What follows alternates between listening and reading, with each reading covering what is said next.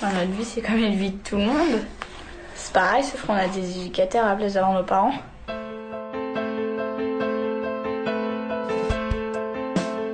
J'ai 14 ans et je suis placée parce que mes parents ils s'entendaient pas, ma mère avait des problèmes financièrement et Ça fait 6 ans que je suis ici.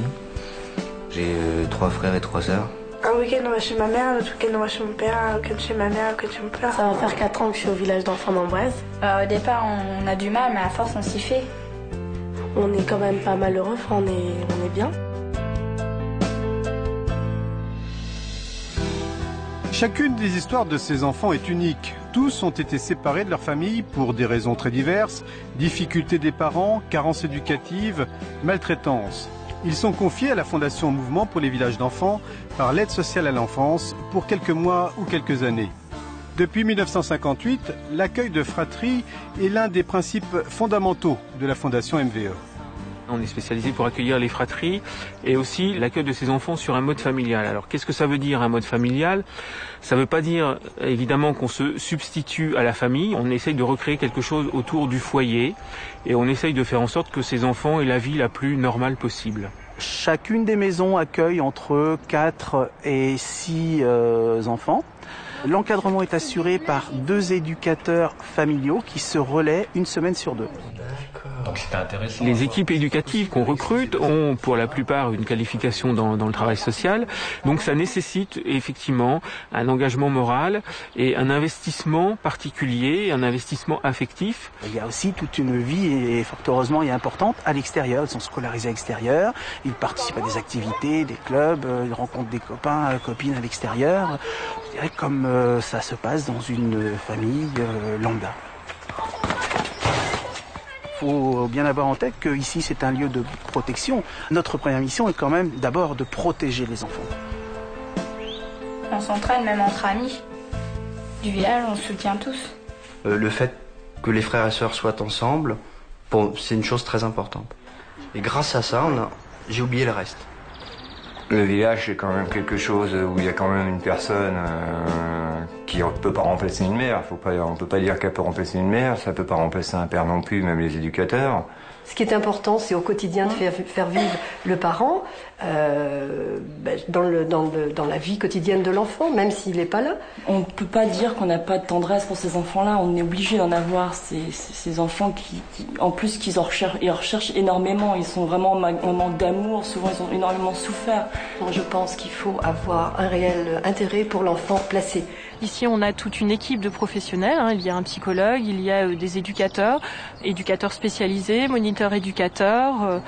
Donc, quelle que soit la formation, chaque personne apporte quelque chose à cet enfant qui est de l'ordre de la spécificité. Dans l'idée de soutenir cet enfant pour que malgré cette rupture, il puisse quand même grandir le mieux possible. Plus on grandit, plus on comprend qu'ils sont là pour nous aider, que faut leur parler, comme ça après ils pourront nous aider. Quand on arrive vraiment à associer, à faire collaborer les familles dans l'éducation des enfants, tout le monde y est gagnant et les enfants en particulier. Les professionnels, éducateurs familiaux, animateurs, infirmiers, psychologues, thérapeutes, sont tous soucieux de répondre aux besoins éducatifs et affectifs propres à chaque enfant. Dans nos villages, foyers d'adolescents, services jeunes majeurs, ils sont accompagnés 24 heures sur 24, 365 jours sur 365. Pour la Fondation MVE, il s'agit de les aider à devenir des adultes citoyens et responsables.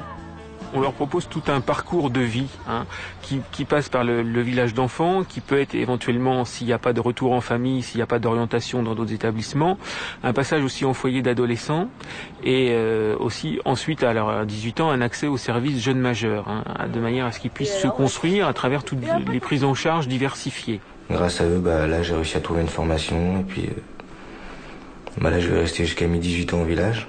Donc dans 1 an et demi, je vais partir et puis j'ai signé un contrat jeune majeur. Il y a vraiment une continuité dans la prise en charge au-delà des 21 ans et on les lâche pas dans la nature comme ça sans bagage et sans assurance. Donc l'objectif premier, bien évidemment, par rapport aux enfants qu'on accueille ici, c'est de faire en sorte que ça devienne des citoyens autonomes et responsables. Donc c'est souvent un parcours de longue haleine, donc ils ont le temps de se construire au travers des années. Vous avez du temps pour vous. Et David, je rappelle que tu as préparé. Pour moi, l'image qui caractérise la fondation, c'est les souvenirs qu'on peut avoir. On rentre de l'école, on pose son cartable, on goûte, il y a du chocolat, il y a des tartines, il y a tout ce qu'on veut. On ressort jouer avec les copains dehors, on nous appelle pour rentrer faire les devoirs. C'est vraiment une vie simple et normale où on peut s'accrocher à des valeurs simples. Une vie simple et normale, une vie tournée vers l'avenir. La Fondation Mouvement pour les villages d'enfants construit l'avenir de chaque enfant pour l'aider à devenir un adulte autonome.